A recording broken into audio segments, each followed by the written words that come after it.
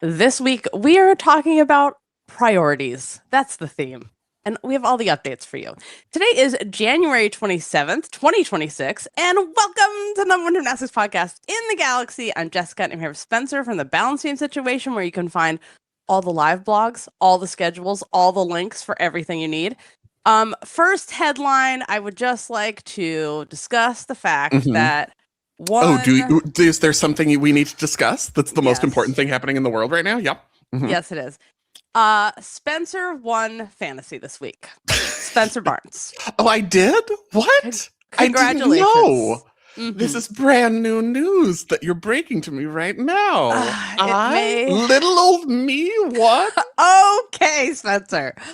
It may have been your destiny, and we have been waiting for it. I've been waiting for this. Everything's fine now. It's great. Yeah, I knew I was having a good week, but I didn't want to say anything about it.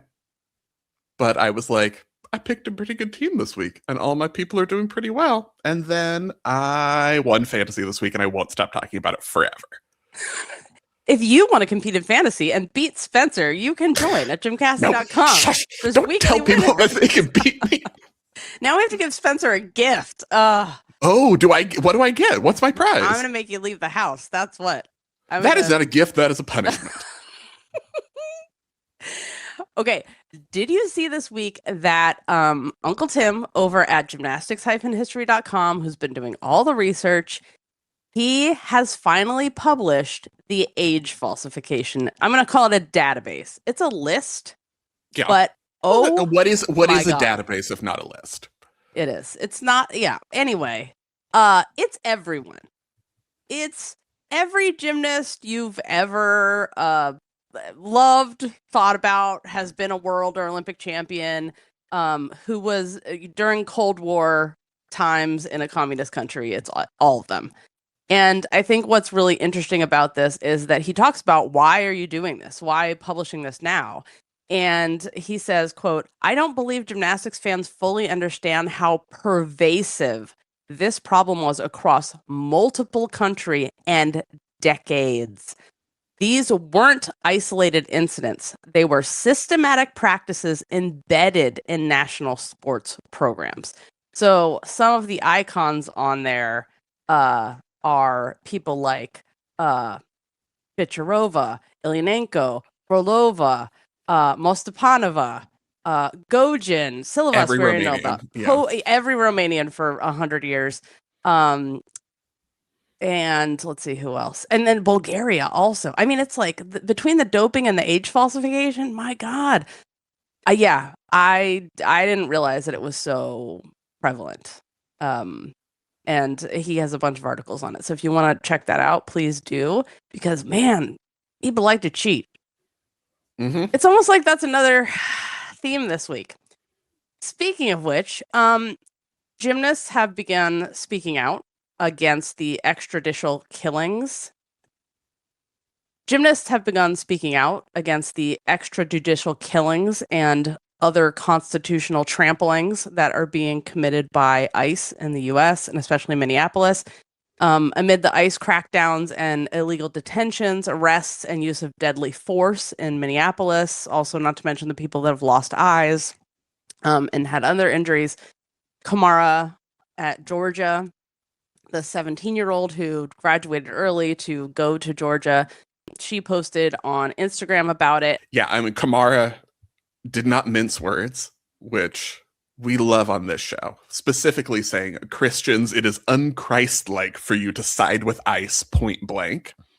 Suni also responded to someone and said, I'm so scared for my entire family / my literal parents. Yeah, people are kind of complaining about it. How could Suni be silent? And this TikTok person did a great job of being like, shut the fuck up. Suni doesn't need to put herself at risk and speak out. It's up to all the people who have the privilege and are not in danger. I mean, they're arresting everybody. It doesn't matter if you're a citizen or not. But I love that creator was like, stop asking her to say things. And they have targeted the Hmong community in Minnesota, and she is very afraid for her family. And yeah, it's we had a conversation, a text thread with the family here because we all attended a training last night. And we were, we have half the family is Mexican. With your own family, With not with my own SUNY's family. Yeah, Not just SUNY's just family. to clarify, Jessica. No. Yeah. SUNY's family, they don't have to do anything, but half the family is Mexican. So we were like, the Mexican half of the family, you can do activism from the couch. It's our turn. Let us do this for you. Okay. So the other thing we want to talk about is that Minnesota is having a theme meet. What's Yes, this I was looking at Minnesota's schedule and just, going through as I do and making schedules of things. But they have UCLA is going to Minnesota for a meet on February 7th, and it's on the schedule as the social equity theme meet. And I was like, well, we're in Minneapolis and it's the social equity theme meet. So I was like, we're nothing if not interested in telling other people what to do with our ideas. And it seems like an opportunity. But then we were throwing around ideas on about what great ideas, I think, about what you could do. But we were like, is that what you need? Kind of would be weird not to say anything, but also my struggle is I am a person who feels only comfortable talking about things that are very specifically in my wheelhouse, and when it goes outside my wheelhouse, I'm like, no, I don't know. That's for other people. I will talk about gymnastics and 3 other things of expertise. So I completely understand when people are like, I don't want to talk about this. I don't know exactly what to say. All of that, I get it. But it seems like when you have the opportunity, specifically of a whole team around you, it makes it easier because you have a whole group rather than just kind of feeling like you're out on a limb. So I was like, Jessica, do you have thoughts on what you could do around a social equity themed meet happening in Minneapolis right now? I mean, I live for this, as you know. Thank you for asking. This idea, yeah, I feel like instead of they can do a lot to educate people when they're coming in, so they could print out the ACLU Know Your Rights red card so that people know what a judicial warrant looks like, what's legal, what's not legal, that it's totally legal to film law enforcement as long as you adhere to some very basic rules. All of those things. They can hand out whistles when people come in. They can also... I know you were saying stick whistles, and I was like, no, it's too scary. It's too, stick whistles, too traumatic. We don't want... That would be how do you have a stick thing that's not too scary? I think the stick crown should be a giant Bill of Rights on a stick, an actual stick. Okay. The huge old-timey, poster size that you can get, or a cape of the Bill of Rights. Bill of Rights better. Cape. Yeah, that's good. Oh, that's the best stick crown. Something that has to do with we know what we've been through this before. We had a revolution about it. And so we know what's lawful and what's not, and we are going to make sure everybody feels that and feels welcome. I would like something very literal. Yes, like that. That's very you that you go literal, and I'm like, because I feel most comfortable when horribleness is met with comedy. So I particularly enjoy people who are dressed like as Pikachu at the rallies. And things. I'm like, this is the mood that I really that resonates with me, and I understand. So I'm like a full Pikachu. Yeah, stick full Pikachu costume. That kind of direction. Yep, I like that idea too. Because sometimes I think, you invite some of the community you could have Somali food and, Hmong performers dance, something like that. But then it's you also don't want to advertise that because then you're making people a target. That's the world we live in right now. They could do what the basketballs or some kind of sport, hockey maybe.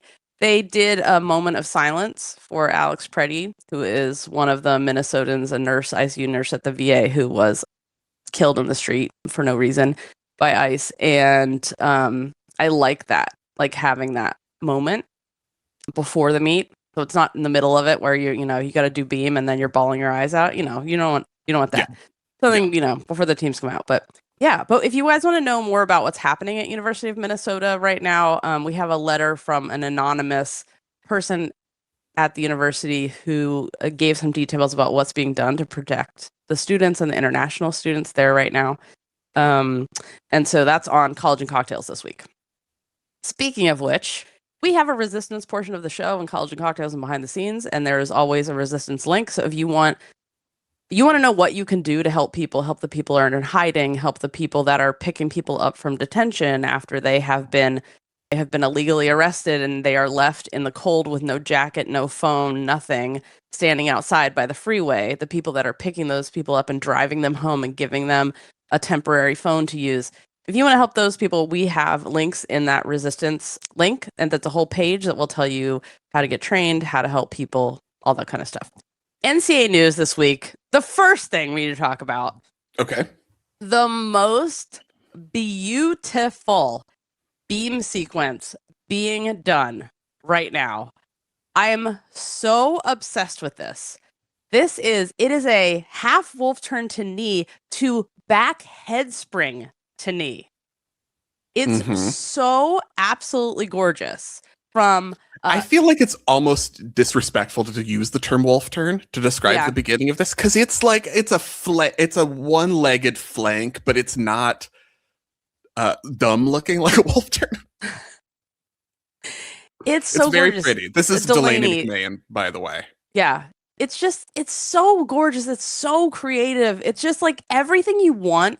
Everything like the FIG doesn't want you to do on beam, this is what you get sometimes in college gymnastics. It's so creative. And this is one of the things that makes me love college gymnastics, is you can still be creative because it's about doing beautiful, perfect gymnastics, not doing the most difficult thing and connecting it all together. But what a beautiful sequence. Would that count as do you think that counts? Because it's probably not an A though. An A it's an acro series. In a turn into an acro series, if it's only a half turn, but it's a wolf half turn. What do you want it to count as? I want it to count as just like a 10 because of great. You just write 10 and with a heart around it, and you're connection, just like, I love it. That is what my notes literally say. Just a bow. The NCAA has not got the memo from the FIG about rolls counting as turns. Your favorite thing. Yeah, I know. Everybody still has doing their full turn. I think since it's really probably what is a back head spring in the code? That's got to be a B. So if it could just be a B to a B, that's worth something still in college, isn't it? I mean, it's not connection bonus. I know it should be. It's so pretty. Just add this. Okay. We do have real NCAA news, even though that is real NCAA news. We have additional NCAA news. The people that care about like scores and who's ranked and stuff like that. We did Jessica NCAA news, which is like someone's doing a mount I like, and now we have Spencer NCAA news, which is like here are the rankings. So we have a change at number 1 this week. Jessica, Oklahoma overtakes Florida for number 1. Florida drops to 3rd in the rankings. So this week, Oklahoma scored a 198.425. And we'll get there in a second. But this is tied for the highest January score ever in college gymnastics. Oklahoma tied with themselves for the highest January score. It's the earliest a team has ever scored this high. January 23rd. The earliest a team has ever scored this high, which is interesting because the last couple seasons, I don't think the scores have been tight. But we haven't had as many 10s as we did like 2023, 2024. And then there were fewer. So then it is always a reminder when we get things like the highest January score ever, that so much of what we're seeing, and we can talk about this a little more when we talk about the 10s, but I feel like I haven't been outraged by any of the 10s so far this season. We've had 4. I don't think any of them are like, she literally stepped. Like that one time Trinity Thomas stepped on her beam dismount and got a 10. She was like, you guys, I know this isn't a 10. The look on her face. I'm just doing a routine. Like, leave me out of it with your nonsense. But we haven't had those, but we've had so many where it's like, a what? A 9.9? A 9.8 for that? So it's still like, that's where I think so many of these high scores are being built. Like, oh, just everything's a 9.925. But LSU, speaking of which, also broke the 198 barrier, and they moved up to 2nd in the rankings. Florida was 1st, dropped to 3rd. Florida counted a fall on vault this week, which was kind of a theme. We don't often see teams counting falls on vault as much as other events, but Lee Bowie got injured in the 2nd spot. She landed short on her, Yurchenko 1.5. I don't think we've heard officially from the team, but she was down grabbing her knee and crying and had to be carried off. And then Amelia Disador went up right after her. fell on her. Yurchenko 1.5. So then they were counting a fall. So Florida got a lower score this week, still won their meet, but dropped to third in the rankings. My favorite thing of that horrible sequence where Lee Bui got injured was Kayla DiCello, who I'm giving the I don't do that anymore award, which is so she had to go next. So Lee Bui got injured, and then Amelia Disador landed short, and Kayla DiCello had to go next, and she was like, no, I've been through this. I don't do that anymore. I'm going to over-rotate this vault by 80 billion degrees, and I will bound directly into the sea on landing, and that is what I'm going to do, and I would get a 9.6, and everyone's just going to deal with it. And I was like, good for her. Good for her. Yes. She has been through that. Don't mess with that. You don't land mess wherever with that you want anymore. You land wherever you want. You take care of yourself. I'm like, get that 9.6. I don't care. Run right out of it. Run out the door to vacation. Yeah, yes, absolutely. Yeah, we support that. I love that too. We have some updates for you. I want to talk about how much we appreciate all of your support, especially our Club Gym Nerd members, because your support is what enables us to cover big events. Like, we talked about this a little bit on College and Cocktails, which is our bonus episode that we do live, and we answer your questions live every week. And even outside of college season, we do that with behind the scenes. So there's always an extra episode for you guys. But this week we found out that the Washington Post isn't covering the Winter Olympics in person. They're not sending anyone to the Winter Olympics in person, the Washington Post. They're also not sending reporters to cover Major League Baseball's spring training thing. And this is why your support of us really matters, and we don't take it for granted, because you guys are why we can travel in person like we're doing for American Cup, like we're doing for Nationals, like we did for Jakarta. Like, spending the money to go to these things matters, and you guys are the reason that we can do it, and that's why we give you a whole extra podcast just for you to answer your questions. And if you want to join that and get all the other goodies that go with it, it's the Join the Club tab at gymcastic.com. And speaking of that, this week, for College and Cocktails, what's the plan? Yes, so we're going to do Friday, the 30th at 6 p.m. Pacific time, so a little bit earlier than we have been doing it. 6, it'll be a little after 6. We're doing it right after the Arkansas-Florida meet, which is on ESPN2, World's Team Showdown, because everyone on the U.S. World's Team was either an Florida Arkansas associated or Arkansas Florida. Josh Robertson, or they were Florida or going there or had gone there, or it's Florida Arkansas was the whole U.S. World's Team. So this is the World's Team Showdown. We're going to watch that meet. That's at 4:30 Pacific on ESPN2. They allot an hour and a half. It usually runs over a little bit, but after the meet, then we'll hop on. We'll talk about it. We'll go through it as a family. We'll see what's going on. This week's cocktail is called The Corrupt. I wonder why. And pineapple juice and lemon juice. So you're gonna, after it's corrupt, you're gonna need some tequila. You're gonna need it. And there's always a mocktail version, which is what I drink. Live show replay tickets are available. We had our live show with Cecilia Landy and Levi Youngvar, and many things were discussed, and you can still get that replay ticket. We have our season pass, live shows season pass. You get 4 live shows for the price of 3. You can always upgrade to an in-person ticket if you want to. Fantasy podcast is every Wednesday. You can join our fantasy league anytime, and make sure you sign up for all of our newsletters, because you can find out lots of things there that we maybe didn't get to on the regular podcast. There's extra stuff in those. And also we have merch. We have a store and lots of goodies in there, so you can rep your scene, as we said in the punk rock days, and let everybody know that you're a gymnastics fan, and that's what's up. Oh, we had 2 more 10s. So yeah 4 total. So far. Kaylin Chio on beam. I was good with it. Yeah. Same. John and Sam wanted the 10 for Connor right before I had, and I was like, she's got a case. She figured it out, because Connor McLean had been wobbly the first couple beams. She figured it out. It was very nice. I'm like, I don't need it to be a 10. I was fine with 995 for that. I'm like, everybody calm down. But then Kaylin Chio went after her, and I think, a little bit more amplitude on her dismount, a little bit more, I think I was fine with that ranking, and that being a 10 relative to the NCAA scorescape in general, where everything is too high. I'm fine. I'm fine with it. Jordan Chiles, 10 on floor. Yeah. Which we talked about on College and Cocktails, how she got this season. She's so on it. Like, we talked about how she did the same vault 2 weeks in a row. She did her double twisting Yurchenko. She stuck both. She had exactly the same form on both. And neither of them were 10s, but at one meet she got a 10. At this one she didn't. And we were like, Here's the problem with Yeah, 9975. judging. One judge went 10, which to like go through it, it is like it's a well stuck Yurchenko double full. I think, it's the 10 I have the biggest argument with this season because I think you need to take for the crossed legs in the twist, even though And it's the legs difficult. apart. Yeah. Even though it's difficult, that doesn't make it not a deduction, but it is a very good stuck Yurchenko double full. She got 39.875 in the all around, a casual 39.875. We were calling it a home 40 because she stuck every dismount, and we were like, there are meets where that competition would have been a 40. There are absolutely judging panels where that would have been a 40. But she got 39.875. That ranks 19th all time on the all time list. That's all, but it's the second highest of her career because she does have a 39.9 before because of Jordan Chiles, but she's got that in at 19th.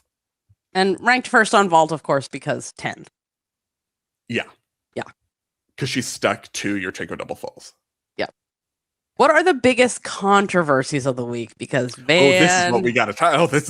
Get rid of that. Like, this person did a good job. That's not what we're here for. Biggest controversies. Okay, so this week was hitting the mat with your feet on bars gate. Because we had an incident at for Oklahoma, Lily Pederson went on bars. She tried to do her cast half, went over the wrong way, and then because Gymnast did an accidental cast full and was just like, this is what I do. I'm gonna go over the wrong way and do an accidental cast full. But it was late and it was past, and she had to pike, and then she hit the mat with her feet. And didn't just hit it. She pushes off the mat with both feet. Like, I gotta push myself into this kip now because I'm all wonky. Pushed off the mat. It wasn't a brush. It wasn't a brush. It was not a brush. So she scored a 9.825, and we had some issues with that because that is a hit score for a good routine, and she had a miss where she hit the mat with her feet. And the crazy thing about this is looking at her scores, she's had the same exact score every time she's competed this year, no matter what has happened, even this week, which is very weird.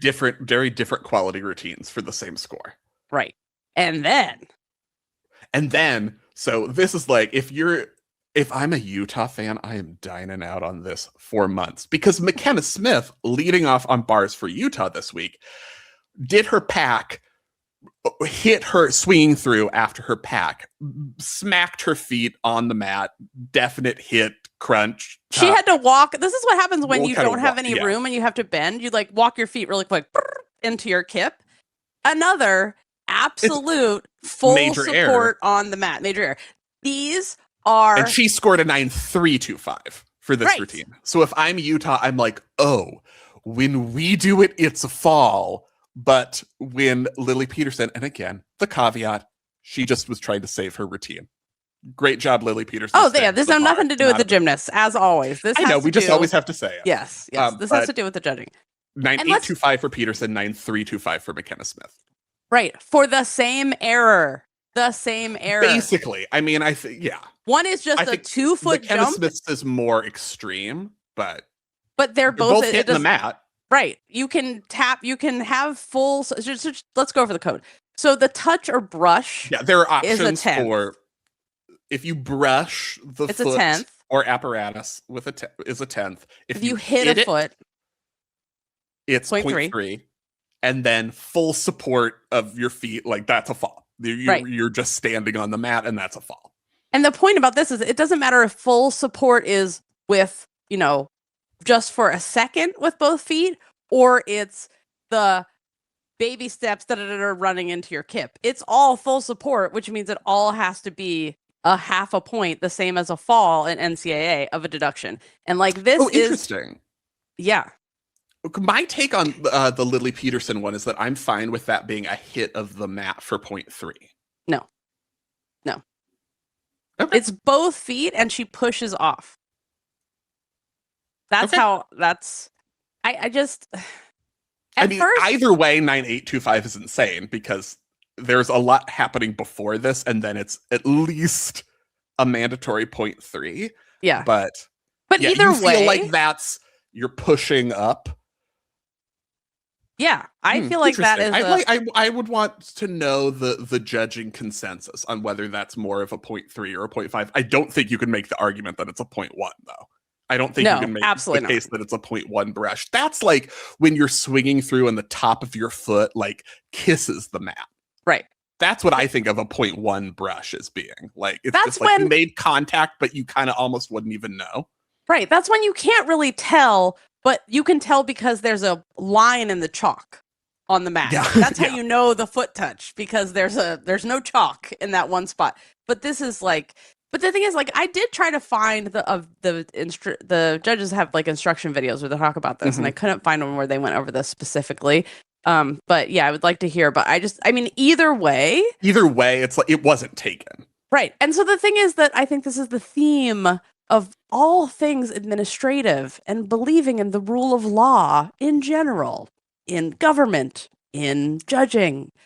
Uh where's the transparency? We need to see like is this judge part of the scoreboard? Is this judge not going to be reassigned? Is there any we should say two consequence? judges because it was Judges. one did 9.8, one did 9.85. So they agreed. Right. So what's happening now? That we need to have the same judging no matter where you are. And we need to know what should have been the correct score and what are the consequences for this because this can't be it does I don't care that I know the judges they're basically volunteers, they do this for fun, but like they had to go in it's tough. They had to go in a storm. There was a blizzard, right? They're doing the best they can, but it's like, do we have a standard or we not? So are the expect gymnasts, this so are from the coaches. gymnasts. Everyone's doing the best they can and everyone's Right. held to standards. So right. And those gymnasts that aren't on scholarship basically volunteering too to do this. So yeah. Okay, my favorite part was after this rotation. Now, I will say I am not a professional lip reader. That's not I don't count that among my skills. I could not be suddenly hired by the police and then make to solve a crime with my lip reading and then make a series of absolutely horrible decisions at every turn, like in the television program Code of Silence. I could not do that. Ryan Roberts, head coach, co-head coach at Georgia, was talking to the meet referee after this rotation and gesturing with the three fingers. And my interpretation of what he was saying was, that's 3/10 I'm just saying. Again and again. Maybe he wasn't, but I was like, oh, I think I know exactly what you're talking about. And you were going, I kept seeing a 3 and then a 1 shaking head and then 3 nodding up and down and 1, no. And I was like, yes, I agree. That is not a 1/10 brush. That is a 3/10 hit. They could have been talking about the 3/10 that they were going to put up when they go camping together. Who knows? But yeah, it was Georgia competing against Oklahoma. Pederson competes for Oklahoma, and that is why Ryan Roberts would have been like, "Hey, meet referee, we were judging that, right? So you saw that that's an impossible score. What are you gonna do about it?" So here's my question. So they changed the rules this year for the judges. So like if you're judge 2 and you see judge 1, the chief judge on the event, do something impossible, you can call a conference yourself and say, actually, you made a mistake. But in this case, if you have 2 judges who agree, like, and made a mistake, not just like you scored that too softly, made a mistake, like there is a flat mandatory deduction you have to take that wasn't taken. Is the meet referee empowered to do that? Because I kind of think that's still not the case. That then if you're the meet referee and the judges were within range, like one goes 9.8 and one goes 9.85, and you're sitting there as the meet referee and you're like, buddies, that's a 3/10 deduction for hitting your feet on the mat. Is the meet referee empowered to say, you both made a mistake, I'm calling a conference on this score because you were I just dropped a pen because I was gesturing so emphatic. I'm on one about this. I think the meet referee is empowered to do that, okay. as long as they're actually judging that routine. Yes, I would like it if they weren't watching and we're like, I wasn't watching that routine, but I don't like either of you, so we're gonna call a conference just because I'm mad.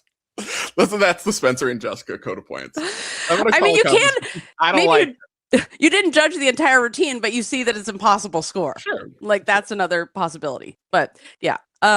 Okay, let's talk about the end of the Alabama Missouri meet. Oh, yes. Our favorite moment for comedy of this week. Actually, maybe second to KJ almost falling into the corral during a beam routine. So The Alabama Missouri meet, I would say, was our closest big team meet where the result was actually in question and therefore controversial because it's gymnastics and it's judging. And so this is funny to me because we had a letter on behind the scenes that we talked about where a Missouri fan was kind of like, hey guys, Chloe LaCoursier's floor. But it was, for me, I'm calling this our listeners are way too mature problem because it was the most reasonable fan letter there has ever been.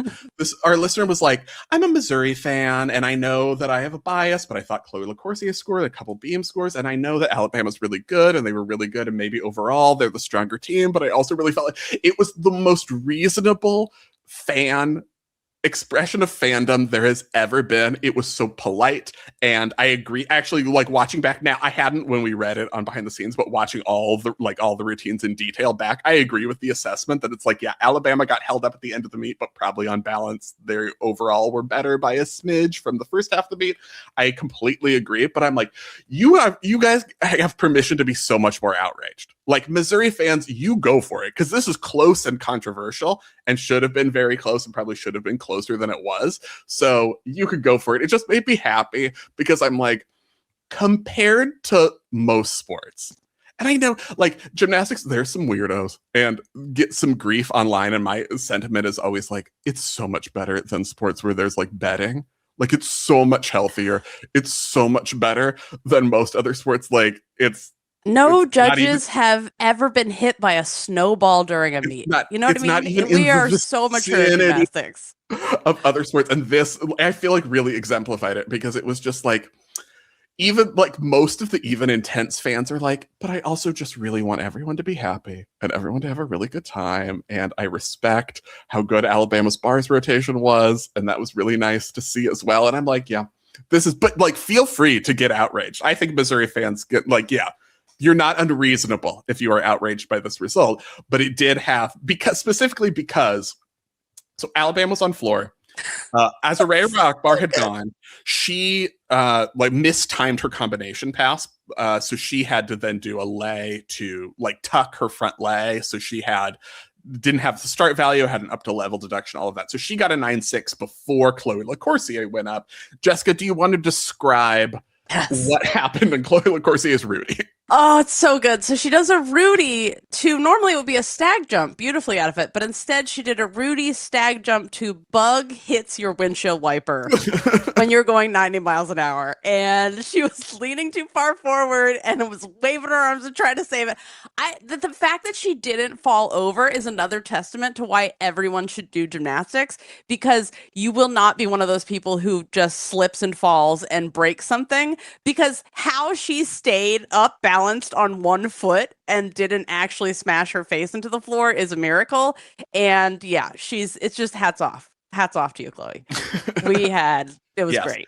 I feel like in general, the thing that gymnasts do when they're connecting out of a twisting pass, and you see, if you're an elite watcher, we see this a lot when people try to do like triple full directly connected to front tuck on floor, where you're intentionally landing your twisting element at an angle to rebound out of it, really creates the funniest mistakes.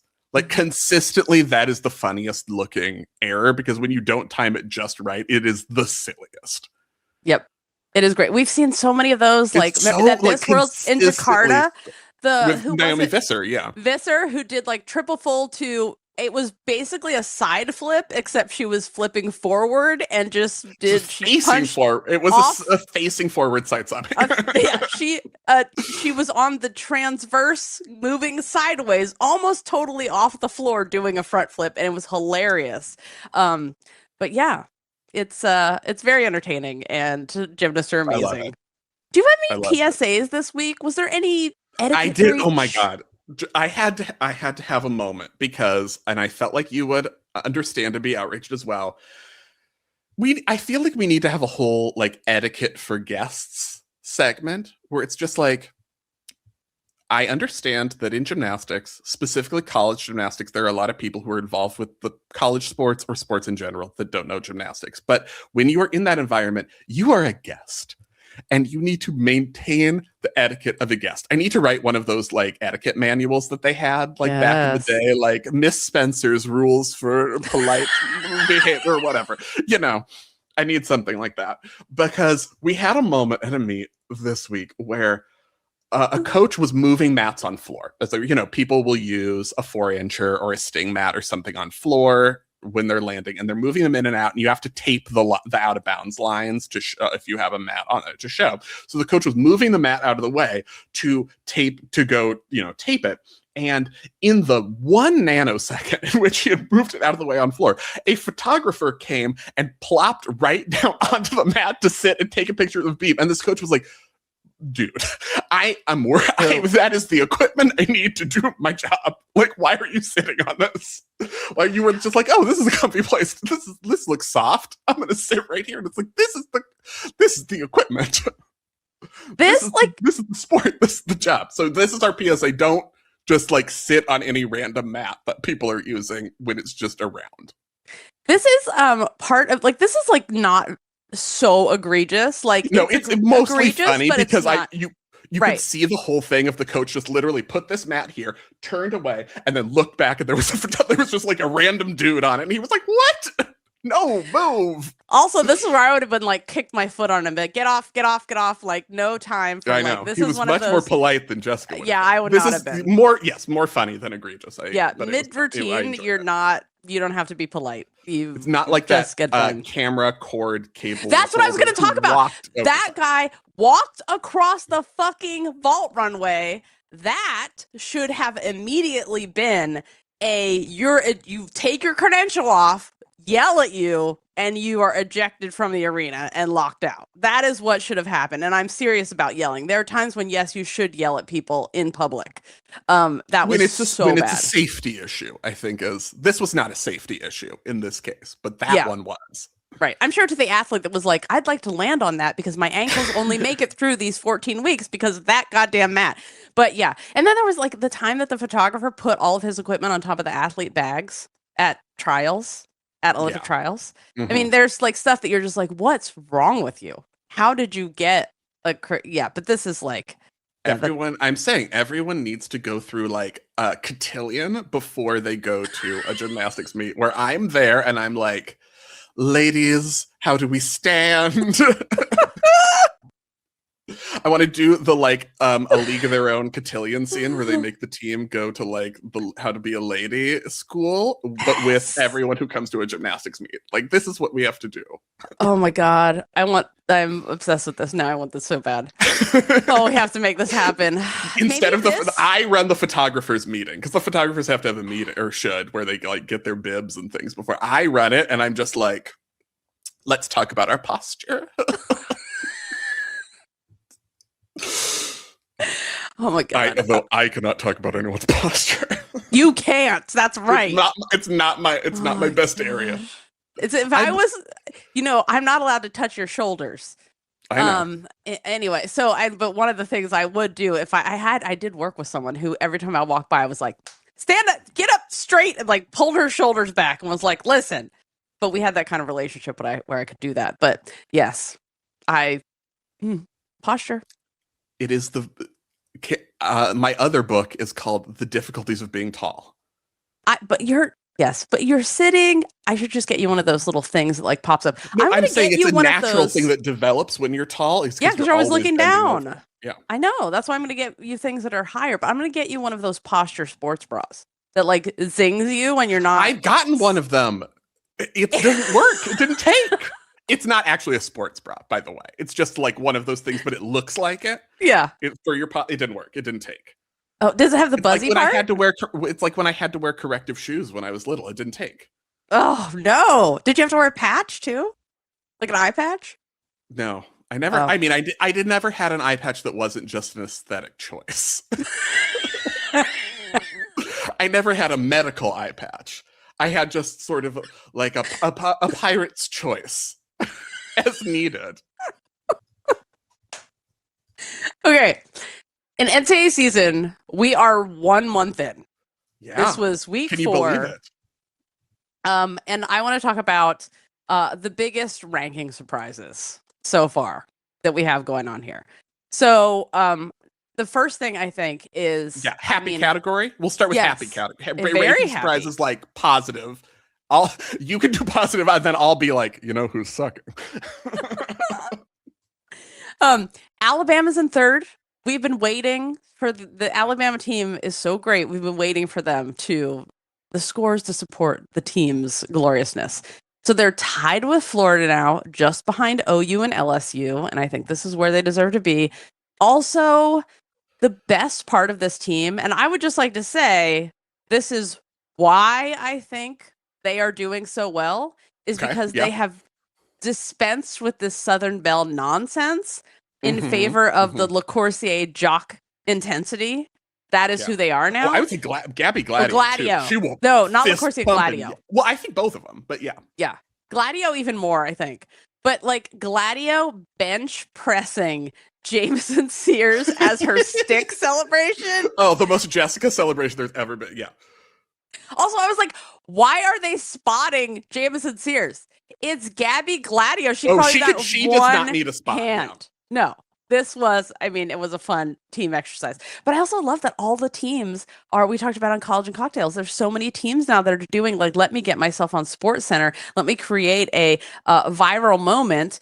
We had, was it Nikki Smith who did the headstand, tried to do. She didn't quite hit it, but the headstand fall over that some NFL player did. And then we had Lilia Cosman did her kick over death drop after her beam routine, and now we have the bench press. Like, these are very important, you guys. It's these kids today, they've grown up with the TikToks and they're very comfortable with it. Yes, and they know how to. This is the thing. Sports are entertainment. Use your tools of comedy and fun to get more eyes on your sport. Like the great Ivan Van.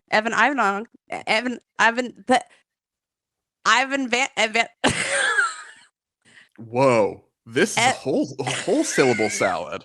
Evan Van. I want to call him Ivanahon, but that's not his last name. Evan Manavong, who did the.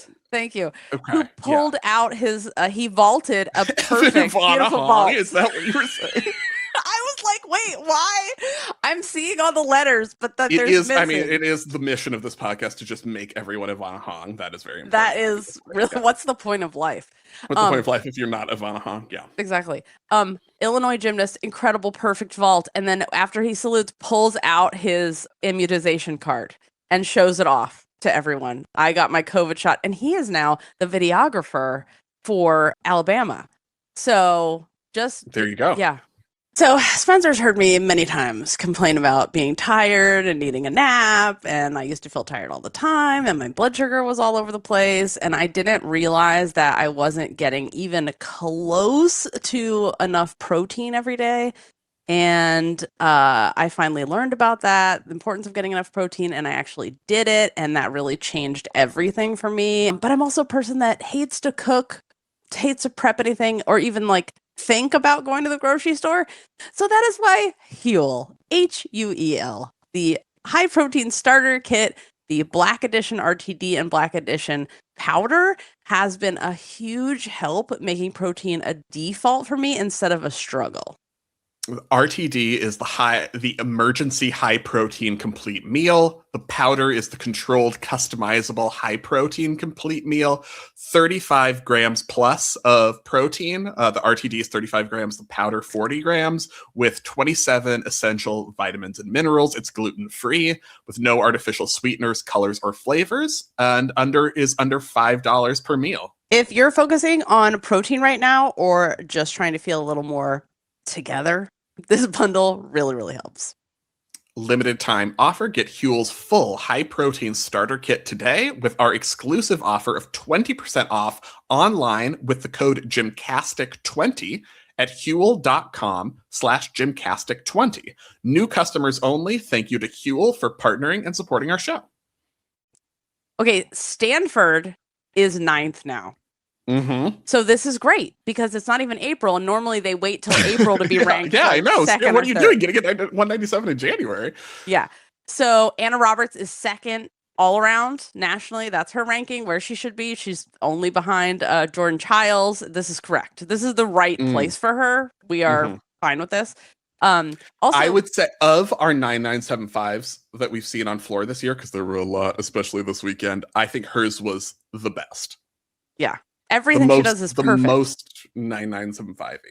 Yeah, I agree with that. We have a surprise, and this is isn't the that genius. the theme of this segment? That's the happy surprises. Yeah. The geniuses only compete once and get a really high score. Yeah. Abby Royer of Southern Connecticut is tied for first on floor with the clothes show at Illinois. So they are tied. And the thing about Abby Royer, it was so smart because her routine has not a lot in it. It's the Cho show. I also want to combine. Well, that's what Liv Karras was giving us, the Clo Cho show. Okay. I think So I it's was both. like, It's Clo show, it's Cho and the show, Cho it's show. Clo show, Cho show. Both. Because Clo Cho sells seashells by the seashore. That's what we should make every commentator do. The Abby Royer, her routine, she doesn't do a lot of stuff. There's not a lot of stuff in there. So she has 2 passes. She rises on the second front skill in both of her passes. I couldn't see anything about her leaps because of the way that it was filmed. But I'm guessing that hopefully they were good and, they landed in the right place. But that's the way to do it. Doing less is the strategy for deductions. Mm-hmm. So, yeah. Yeah. She's done one routine. That's how to do it. Do one routine, get a 995, and then be like, see you later. Yeah. Jordan just needs to get 2 more 10s and just take a nap till NCAAs. Yeah. You don't need it. That's fine. So Georgia's ranked number 1 on floor. Mm-hmm. The Kamara effect. That's what I'm calling that. Oh, she's so good. So it's not UCLA. UCLA is ranked 15th on floor. Oklahoma is ranked 5th on floor. Georgia, number 1 on floor. So, I mean, Cecile is the new ingredient along with Kamara at Georgia. And I just feel like she is really good at, coaching floor is a strength. She'd have 2 gymnasts in the Olympic final and many world finals. So she knows what she's doing. That's what I'm going to say. Yeah, but does it surprise you that they're ranked there? What do you think it is? Is it the details? Is it the tumbling? Is it the landings? I think it's the preparation.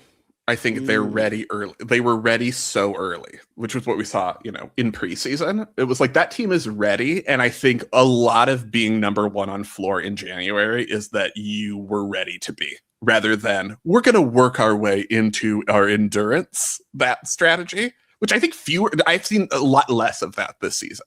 It is a lot honestly less of the work their way in, but I think they are ready to land all of the passes they're putting in.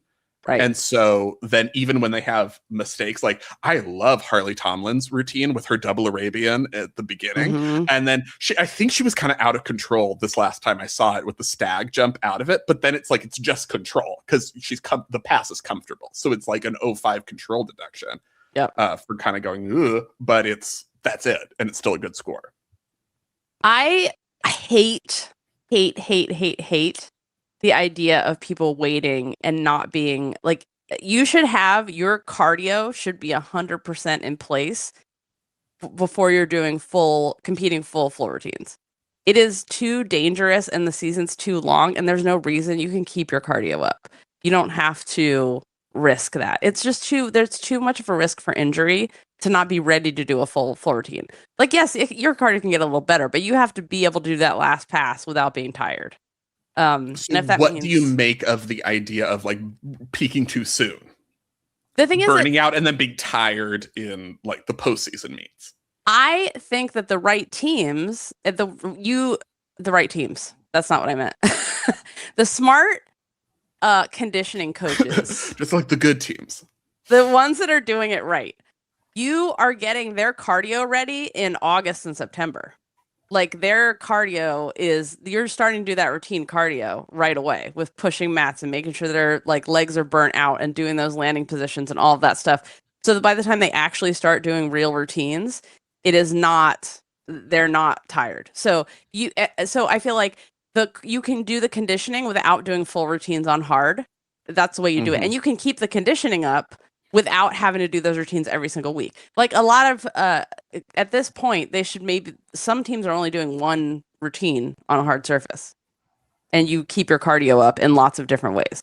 So everything's easier and safer when your fitness is where it should be. And so, yeah, I think if people are burning out, you shouldn't be making people do full routines in September. That's nuts. But the conditioning can be done separate if it's done right.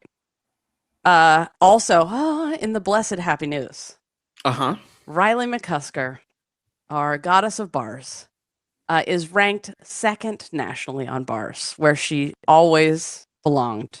And it's just as Prada intended. And we are blessed with her hitting. She finally figured it out.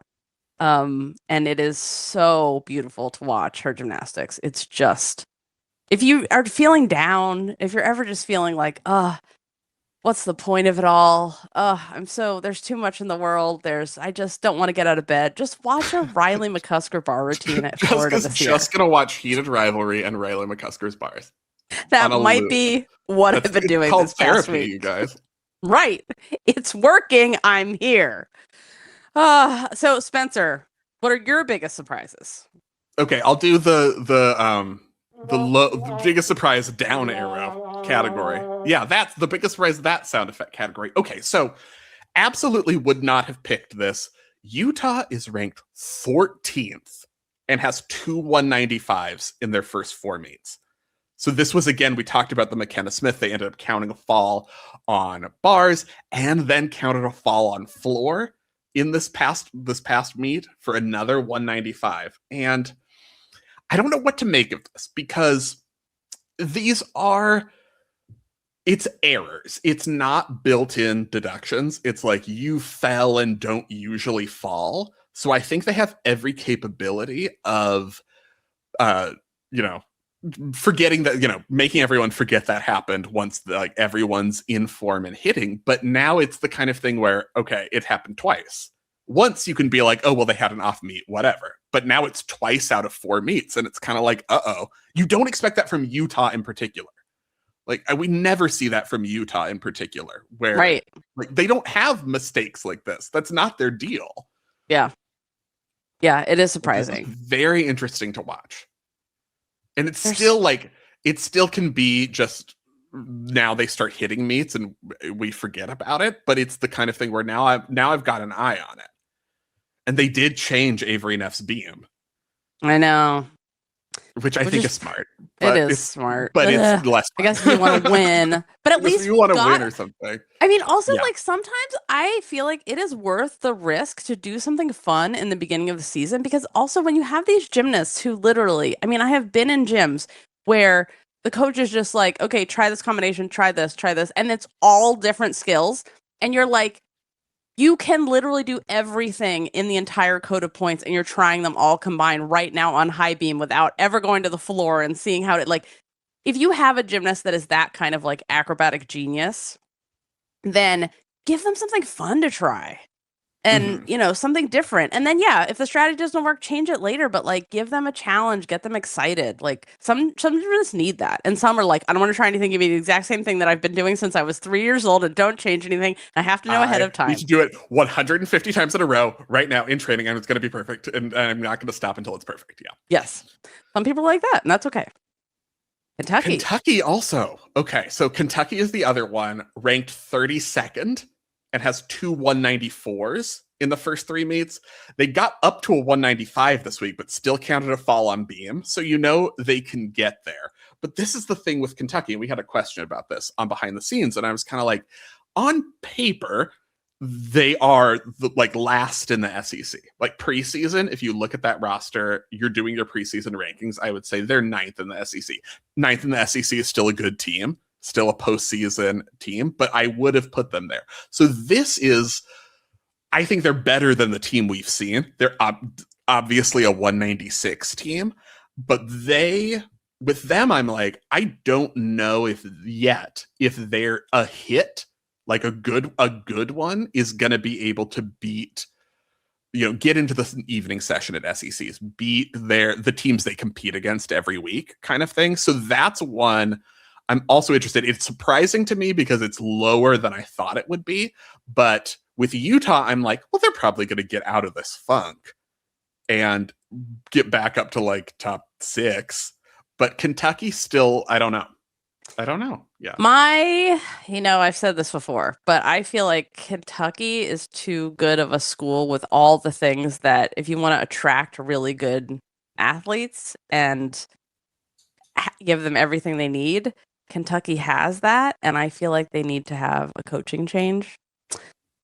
Which I hate saying because I'm like, I hate being like, this person shouldn't have a job and should go find something else to do. But like, this school is too big of a school. It's the world of college sports. It's just college sports. You're always going to move. College sports, you're going to have 17 especially jobs. as if it becomes a bigger deal, then it's like. And I'm just like, you have fewer coaches who can kind of coast and be like, everyone in the athletic department likes me, so I'm going to have this job for 30 years, even though we never win a meet. Yeah.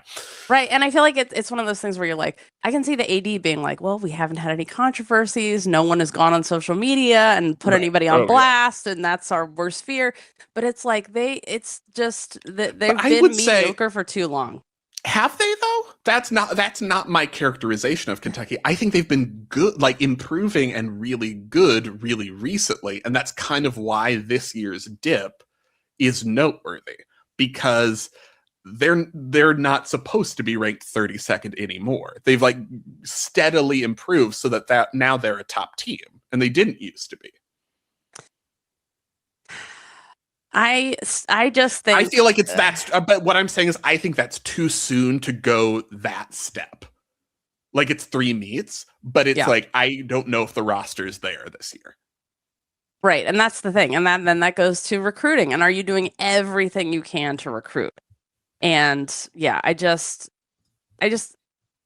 they've improved recently, but it's just I don't know. I just feel like that I never see a change in there is an intangible about that team that I feel like it's too many years they're doing the same thing. And if you're not improving significantly, then do something different. And I don't think they're doing things differently. Okay. As a whole, that's my feeling. Anything else that you I want like to? this because now we have a topic to revisit. So like when we do 2 months in, then we get, and Kentucky's ranked like 4th in the country, and we're like, so remember that time we were like, boo. And then I can ask them, what are you doing differently? How did you get here? Because like we look at Georgia, and that's an example of, they were sucking. They brought in a new coach. And then they had the same results for the first year, and now it looks like things are, because recruiting is huge. Because nobody wants to go to a loser school. If you're a competitor who loves to compete and loves to perform, you don't want to go to a school that's not winning. And so when you actually get to recruit people, and that is the difference about having someone there that can recruit. Recruiting is so important. I don't know if I mentioned recruiting 100 times. Oh, really? Really? Yeah. But other thing, I would say at least a surprise versus preseason expectations is the people we haven't seen in the all-around. Because I was looking at like all-around top 5. Jordan Chiles is in there. I would have had that. Kaylin Chio is in there. I would have had that. But I probably would have had Faith Torres in there. We haven't seen her on floor yet. I would have had Selena Harris in there. We haven't seen her on floor yet. So these are things also maybe to the point of like not wanting to peak too soon. Are they just because both of them have been doing the other 3 events. And we haven't heard anything. So I'm wondering if they're just being, every gymnast has a little thing. There are probably little things they're being kept out right now. But so that is a surprise versus preseason expectations. Cause I would have been like, obviously top 5 all-arounders, Faith Torres, Selena Harris, Ashley Sullivan, I would have probably had up there. She just competed beam and it was a little shaky. I don't know if she's going to keep that spot, but also I think she should, because don't overreact to someone being shaky in January if they're one of your actual top 6 quality beamers, which I think she is, and put the Arabian back in. Always. Anchor her after Sienna gets her, like after Jordan Chiles and Sienna Alipio get their like 995/10, then anchor Ashley Sullivan. And if she nails that Arabian, it's over. I agree. Next up, we have some letters from you. And first, we have Gymternet news. And British Gymnastics launched their rebrand. It's rebranding season. Mm. Maybe it's because now I've watched all the Heated Rivalry TV shows twice, and I've now finished the 2 books that Ilya and Shane are in. But I felt very like the logo is very sexual. Okay. I mean, I don't want to ask, but also now I'm going to ask, what are you seeing in this? So basically, it's British Gymnastics. The B and the G are interlocking. They're the B and the G in the logo are intimately acquainted with each other in this logo. I don't. Is it particularly sexual? That's not where my mind went.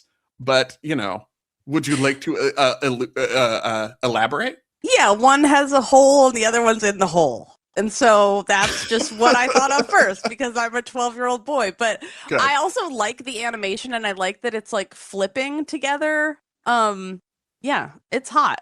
I'm into it. Okay, That's so you're basically into it. what I'm saying. Yeah. The American Cup got we have new teams. So this is the mixed team format, American Cup. Hopefully we'll have a live show at the American Cup in Vegas. China and Mexico have been added now. Yes, which I'm very excited. Anytime China comes to the US, I'm like, yes. Is it going to be is it going to I don't know whether I want it to be top Chinese gymnasts or like the ones who we're never going to see but are perfect. Like a perfect Chinese beamer who never makes a team but is like better than anyone else would be great too. But then it's like if Zhou Jingyuan is ready, if Zhang Qingying is ready. Which I feel like in March, unless they're going to go to World Cups, I'm like, Yeah, like potentially an opportunity for someone else, which I wouldn't be against. Yeah. But like dream team, what's your Chinese dream team?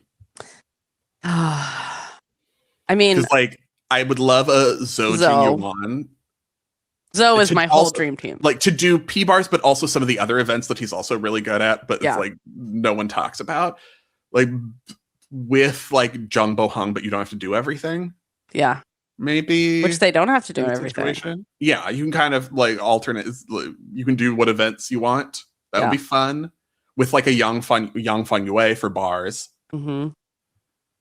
How many? If they can do their worlds team again, because I'm all about also Deng Yalan getting more chances. Like, don't forget about Deng Yalan. I am so upset. So you guys remember, she is the gymnast who's so good on vault and has quit and come back and she had like just a crazy weird thing where she had to basically frog jump over the vault and it was so upsetting for her, and she's just awesome and we would love to see redemption for her, but I don't know, she might be like have burned all of her Leos and never doing gymnastics again, or she could come back and be the hero. We'll see. We have feedback from you guys this week. You can write in at gymcastic@gmail.com and write feedback, or if you want it to be anonymous, you can put that. Who is the Trident? Why not more podium time? Joel says, 1, what's your review of how the Trident is doing? The Tom who cares about 10th's Forster jump scare made me curious. I vaguely remember they got lucky with all-around standings lining up with the best team for Paris, but then it was weird they didn't have real vault landings for Worlds. How are they doing? 2, why don't teams practice on Podium all the time? I'm guessing some colleges could afford it. Is it bad for bodies or something? Why doesn't LSU set a Podium for 2 weeks before Nationals? So number 1, how's the Trident doing? So this is the 3 people who are in charge of the U.S. Gymnastics program. So this is Sacramone, Memel, and Betty Aquino. And Chelsea, or not Chelsea, but Alicia Sacramone has like stepped back. So I don't know when she's going to officially not do this anymore. I don't know if they're hiring someone new, but she is not as involved as she was. I don't really quite know what that means in a practical way yet. But I am really enjoying her, social media videos that she's making about life and, her kids not believing she can do gymnastics. But I think there's a lot of problems and there's a lot of things to be fixed. And I understand. I don't think it was their fault about there being problems on the world team, because this is always the year that year after an Olympics is always hard to, get your What do you absolute mean best by team. problems on the world's team? I just mean like, a lot of people didn't get vault together until the finals, which is like, well, that's when you need to get vault together. You don't need to peak until you don't do the whole thing until vault finals. But I think there's different ways that they could do selection, and I think the International Elite Committee is a lot of what drives what they're allowed to do, and I think there's a lot of problems with, starting with like, why would you hand select Tom Forrester when there's 60 people that you could ask to do this job? I literally made a spreadsheet, and not even everyone is on there. So I think those are kind of the IEC decisions are a problem. The podium question. Teams can practice on a podium all the time. UCLA has a podium, kind of. Their floor is elevated. It's not all the way up, but some teams do have this. I hate a podium because everything's more shaky, but it is easier on your body. It is hard to afford, but like LSU, they have more money than God, so they can do whatever they want. They could totally change the gym so it's on podium. They could probably extend into the parking lot so they had a podium gym and a regular gym. Yeah, I mean, the football's locker room looks like a spaceship. So I'm not even kidding. So they could probably do whatever they wanted, and they absolutely could set up a podium for as long as there's a gym that's available at that time. Is there another sport that uses? Is there like basketball or something at the time of? There is, so that might be a problem. But every college has other sports using their venues that they're sharing with, which is like obviously gymnastics should be the priority.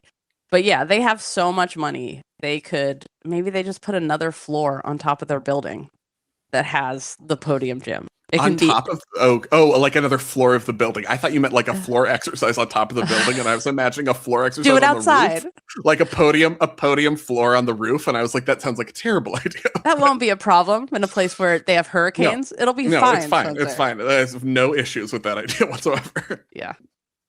Okay. Give Minnesota some props. Damn. MJ says, please give Minnesota its due. They beat Arkansas and that other four-legged mammal from Michigan. Minnesotans deserve recognition for its team of steady, if not flashy, gymnasts. We don't do flashy in Minnesota. And they need something to cheer about amidst an all-out attack by the federales. We are fiercely nice, creative people who fight back as indefatigable observers, playing music from Frozen to disrupt Ice's sleep, and deploying non-lethal but highly annoying silly string. Thanks for all you do. We love Minnesota. Well, I guess we should talk about them more because we have been doing this for 13 years, and we have talked about Minnesota for all 13 years. Fujikawa's beam sequence, the yellow leotards, the Sovietness, there's so many great gymnasts from Minnesota. And now you have Emma Slevin from the beautiful Ireland. The green, what do they call Ireland? The green something about Emerald Isle. That's what they call it. Yeah. The green. The green. Big green. Yeah. And we should all we owe Minnesotans so much for fighting the federales in blow up animal suits playing Frozen. We love you all. And we could do a whole Minnesota episode. Someone should mini commission us to just talk about Minnesota. And if you guys don't know, the Minnesota coaches that were there for forever, the Stevensons, they were my coaches. Well, not Jim so much, but Meg was my coach when I was in, class 3 or whatever it was back in the day. And that's how I learned to love beam and learn to perform, was all from Meg Stevenson. And so I have always loved that program, especially because I see the things that made me fall in love with the performing aspect of gymnastics when I watch Minnesota, because that core is still in their gymnastics. So I have a special love. Also, our colors of our gym at Pantheon in Sacramento were all Minnesota colors. And I never knew that because I knew nothing about any colleges until I was like, wait, why were we wearing like Auburn when everybody else was like bright blue and bright? Yeah, it was all Minnesota. We were basically a mini Minnesota team. Yeah. Oh, fanfic.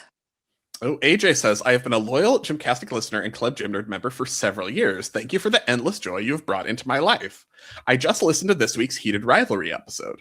You mentioned Game Changers began as fan fiction and that many popular works of fiction have similar origins. At the end of the show, you posted the question of whether someone might do the same for a gay gymnastics romance. With this development, along with the fact that I've heard Jessica mention her love of Heartstopper numerous times, I feel compelled to share that I authored a Heartstopper fanfic where Nick and Charlie are Olympic gymnasts. Charlie's character is an amalgamation of Max Whitlock and Heath Thorpe, excelling on pommel horse and leaping in his flow routines, while Nick is obviously a ring specialist. Of course. I wrote it purely for my own enjoyment with no expectation that anyone would read it, and was delighted when people actually did. Gay hockey romance's existence as a genre always made me wonder if there could be an audience for my story. Heated Rivalry's popularity has convinced me to give it a go, and I have officially begun the process of turning my fanfic into an original work. I currently have one beta reader who knows nothing about gymnastics and is pointing out things in the story that she doesn't understand. Perfect. If anyone is interested, I would love a second beta reader on the other end of the spectrum, someone who is involved in the elite gymnastics world in some way, or who has attended major international competitions and knows their inner workings. I have done extensive research to make the story accurate and hope the suspension of disbelief required by the gym nerd community will be minimal, but as I've never been lucky enough to attend a major international competition, I am bound to get some things wrong. Many thanks in advance for any help anyone can provide. Even if no one feels inclined to volunteer, I hope knowing that a gay gymnastics romance is on the way brings your listeners some joy. Thanks. P.S. Spencer's hypothesis that Daiki Bohung fanfic already exists is correct. There are also a few Daiki McCulloch fics. I swear I'm not the author of any of those. I really like it when it's, I mean, I like it, it's fine to like base characters off of, things. I don't like it when it's the real people. But, if you want help with this, like if you want to post a chapter in the forum or something, we can let people know that there is something in there and you want feedback on it.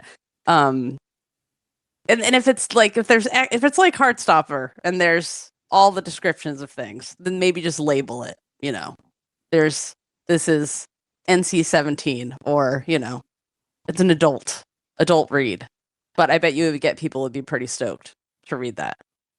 Now that I've said that, we're going to become a total fanfic depository on the. That's fine. Yeah. Okay.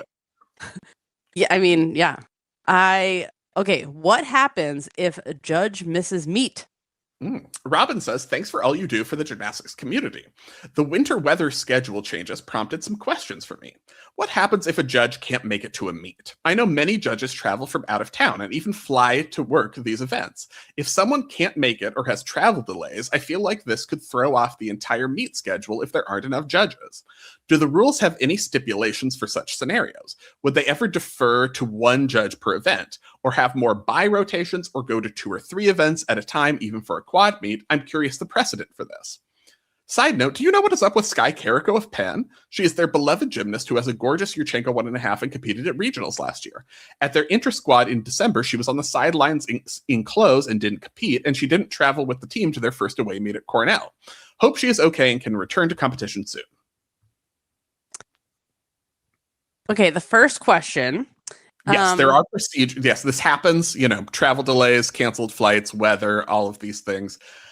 So there are extensive procedures for how the meet runs. The ideal solution is that you have, like if it's a dual meet, ideally you have the 4 judges and a meet referee, a separate meet referee already assigned. So the first solution would be, the meet referee also acts as one of the judges. That's the cleanest solution. If you can't do that, then one of the judges has to do all the events basically. If you have 3 judges instead of 4, the only thing you have to maintain is that it's the same panel of judges judging everything on that event, like judging all the teams on that event, so you don't have different judges. But and if you ever watch like a dual meet and you're like, why are the events running kind of weird, like the order is a little off or the time they're not just alternating, it could be because they only had 3 judges and one of the judges has to kind of do double duty. But yes, that does happen regularly. It happens. Yeah. And I have been in a meet where there's a delay, nobody really knows why, and then we found out like, one of the judges, like something happened on the way and they can't get there, and they have pulled a judge out of the crowd. And when they've done that, I think I've seen that happen at least twice. they make sure to announce to the crowd so they're extra appreciative of the time. Like, this person came here to just enjoy themselves for once, and now they have to put up with your shit that all of you are going to be like, I have to do that and store. just so you know, we didn't pick a person at random from the crowd to be one of the judges. This is a real judge who is sacrificing their day off to come out of the crowd. There's no judge. They're like, we're going to pick an audience member at random. Oh, it's a 4-year-old. Well, you're going to do the scores.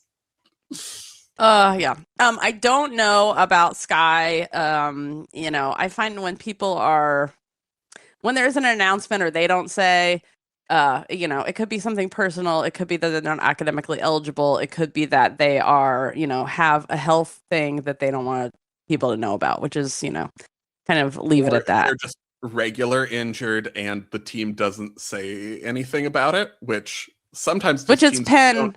Sometimes teams are like, we don't say anything about injuries, and that's a policy of the team. Yeah. Yeah. Which is also, I feel like, God, it's crazy. I remember, so when I was a student trainer at UW, I remember which is Seattle, the Washington team, and the freaking parents would call the training room all the time and want to know everything about, how so-and-so doing, and the trainers were like, and I was like, how are you? You should not be talking to these parents unless you have the express permission of the adults doing sports here to tell them about their injuries and their health and whatever else. Like, that is so unethical. The academic departments aren't allowed to do that. Why are the trainers doing it? But if they've given express permission, that's fine. But I respect that the teams are like, if the gymnast wants to reveal what's going on, they can. But sometimes it's nice for athletes to know that someone really wants to see them, and they, we hope you, come back soon. Rosen's bar dismount. Gymnastics fan says, hi, question about Caitlin Rosen's bars dismount. When she's doing her giants, I think that's what they're called, in prep for her dismount, her lower body sort of jerks through each. I know she has a leg separation, but this seems separate from that. Is this a thing to keep from hitting the low bar? Could you watch and comment? Thanks. Yeah, so gymnastics fan, you are right. I love that a tap swing is called jerks, the body jerks. So there's two things going on. I mean, that is kind of what it looks like. Yeah. So one thing is that you do, if you are a person of an average height or taller than 4 feet tall, you have to pike your hips a little bit so you don't hit the low bar. So that's one thing. The other thing is that when you're going under the low bar just a little bit past, you want to what we call tap swing. So imagine you arch your body like a banana and then you hollow your body like a banana. I said banana twice. You arch your body. A banana that you flip the other way. That you flip the other way. Hollowed out. Like a canoe with a little bow in it. That is called... You arch your body like a British gymnastics logo. Those are the two of the most important thing you learn in gymnastics is arch and hollow. You spend so much time, you hang from the bar, you do it on the ground, you do it in a handstand, you do it sideways, you do it across the floor, arch, hollow is everything. And that hollow position is how you do your tap swing, which gets you the lift so that when you don't just fly off the bar into the ground, the tap is like when you bend your knees on a swing, when you're trying to pump yourself on a swing. Think of the tap as the same thing. That's that kind of jerk is the tap, because it is a violent shift yourself into that hollow position and flick yourself up in the air and get that height. That is what you're doing there. So, yeah, a jerk, a bar jerk. Nope, not going to. Don't say that. We're going to not say that. What is it about Oklahoma's floor? Charlotte says, I need your help. I'm having a hard time articulating why I dislike Oklahoma floor so much. Some of the routines are very perky, some are very moody, but I just do not enjoy watching it. But I don't know why. I feel like there is less of the can-can dancing Audrey Davis routine that was going on last year, but now it's like they're all paper dolls that came to life. I just can't quite put my finger on it. Help me understand. Thanks as always. Yeah, I mean, so let's just differentiate. There is taste And then there is Sure. choreography with a theme and the requirements of gymnastics, which is you have a Mhm. character, you tell a story, and you maintain that. It should also be that you don't change the fucking music 700 times in one goddamn routine like it's freaking cheerleading. But anyway. So I think that you don't like these because there is as you know, we have described them, a flapper in an old-timey Western bar dancing Okay. down the stairs. It is a Are there a lot of coquette. flappers in Western bars? That's why it's Okay. incongruous. Oh, okay. That's the problem. That's the right. problem. It's a 'Cause why is this saloon. flapper in the saloon? Right. Yes. There is a coquettishness about that is a theme in many of the routines that I think that is what you are identifying as something you don't like. And that is the commonality, I think, across many of their routines, except they're like dark assassin murderer, like a Jordan Bowers.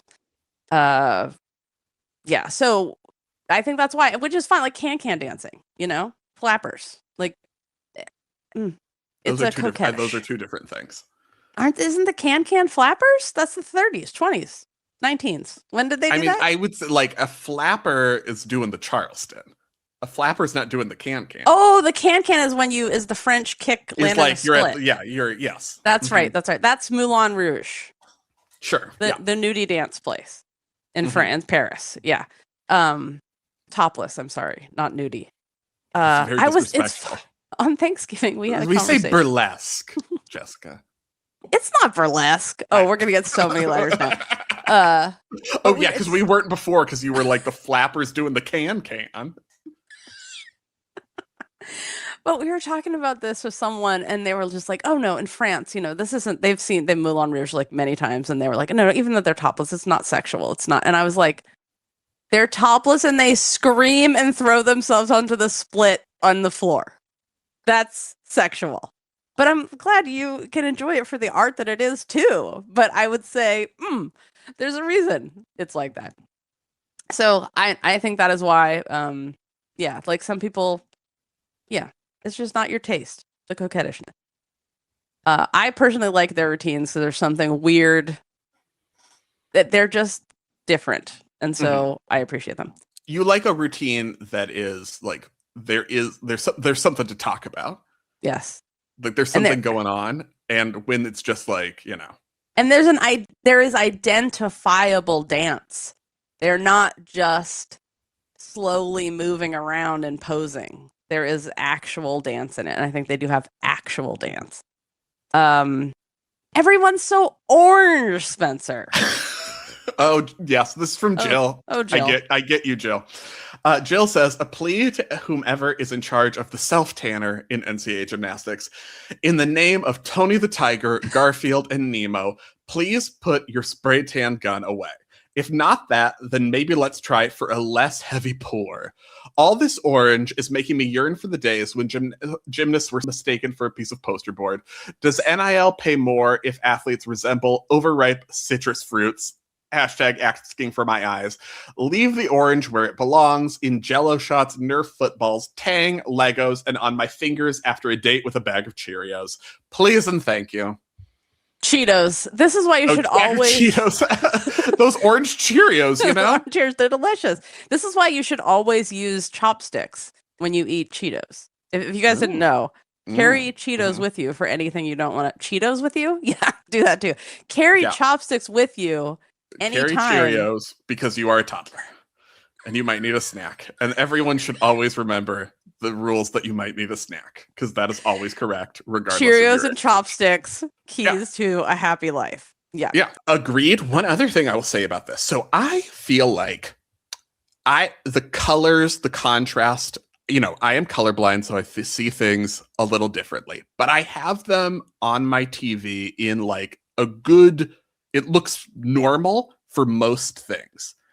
I was noticing this past weekend when watching gymnastics, I had like it on the TV, and then I also had the stream up because I do the Jessica thing of like when you're at a live meet and you're watching it in person, and you also have the stream up so you can see the replay.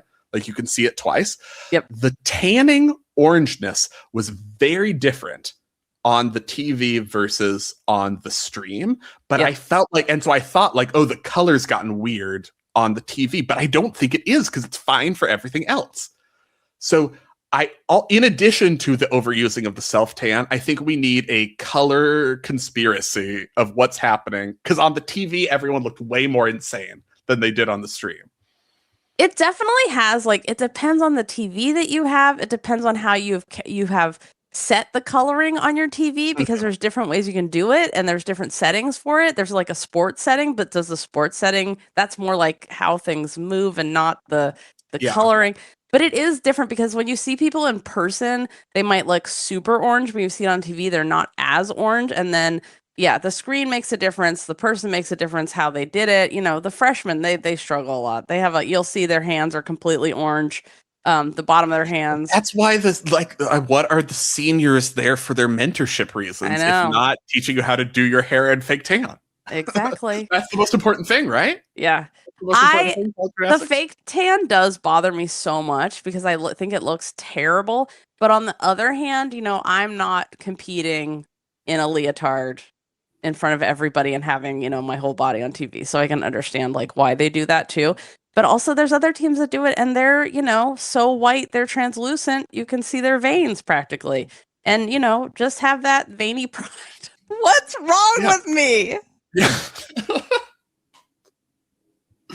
Own the fact that if someone hugs you, you will see their red handprint on your skin for a day. Oh my God, you guys. I went on a trip once with someone who had just fake tan and had not, because you're supposed to exfoliate, then do your fake tan, and then I feel like you're supposed to exfoliate again so it doesn't come off on everything. Oh, it's so much work. Just do nothing. Just look like just your skin is your skin. It's fine. But oh my God, I kept thinking like the towels in our hotel room kept having this it looked like someone like wiped poop on them. And I was like, what is that? So I kept calling and being like, our towels are dirty. And they bring towels and the towel would look like it again. I was like, I found another one that's dirty. And then my friend is like, Jessica, it's fake tan from so-and-so. And I was like, oh my God, that's disgusting. What? This is a hand towel. Like, bring your own black hand towels to sit on, to use if you're going to a hotel or traveling somewhere. That is my request, my humble request. All right. We will see you guys on College and Cocktails this week, which is the World Team Showdown. Mm-hmm. Arkansas at Florida on ESPN2 Friday the 30th around 6-ish p.m. Pacific. And that's our special. When the meet ends, we will get ourselves ready and then do this. Yes. We get about 5-10 minutes and we'll get on the live. And if you want to, you can log in early and chat with your fellow gym nerds on the live as the meet is happening before we get in there. So, you know, chat with your friends. Also, don't forget to get your live show replay tickets to watch Cecile and see all the things she had to say. And also our live show season pass is available now. You can even give it as a gift. Valentine's Day is coming up. You can give that as a gift. And please subscribe to our YouTube so you can watch our fantasy show later this week. And remember, until fantasy and then college and cocktails, remember to take off on gay, split on rights. Thanks for listening, and we'll see you later this week.